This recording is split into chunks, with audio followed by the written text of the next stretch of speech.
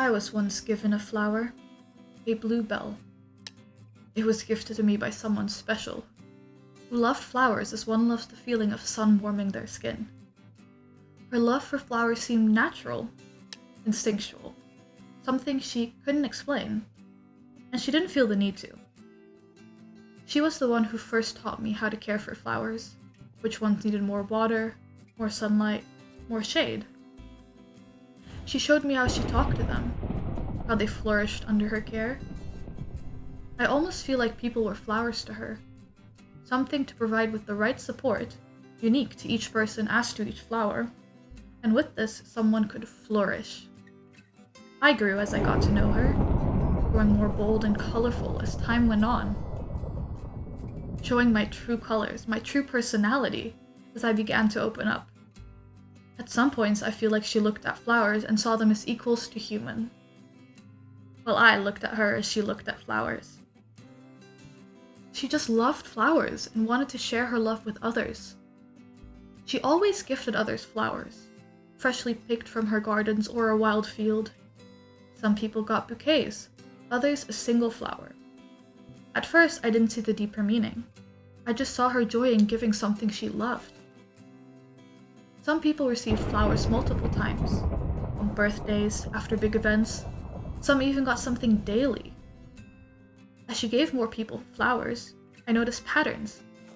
White flowers for condolences, political allies receiving an annual gladiolus, cypress or marigolds for graves. I once questioned her about it, curious about what it all meant. She seemed to close off, before telling me she used the flowers to communicate, and that each had its own meaning. I asked her if she would teach me. She said she would. But first, she gave me my own flower, that blue bell. She said she would tell me what that meant last. Immediately, I cherished the flower, pressed it between the pages of my favorite book. More than the flower, I cherished her eyes and the way they lit up as she turned to me, and the excitement in her voice as she started teaching me the meaning of some flowers, the laughter in her voice as we relaxed in the field, leaning against the blooming hawthorn tree. But slowly, the days became shorter, and we went our separate ways earlier and earlier. Nights became colder, the winds harsher, some flowers lost their colors, as the others slowly fell. The seasons were changing, and so was she. She became distant and wanted to leave. I could tell she wanted to follow the warmth, endlessly chasing an eternal summer, forever surrounded by her plants.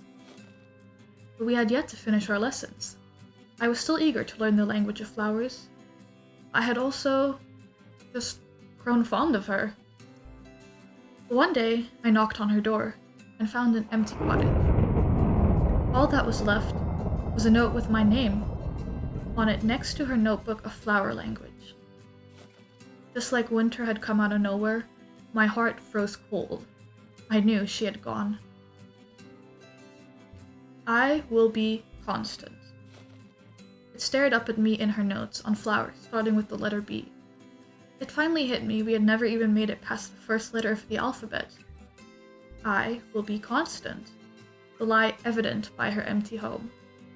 I will be constant. The meaning behind the dried bluebell still between the pages of my favorite book. So you became my mourning bride, an unfortunate attachment.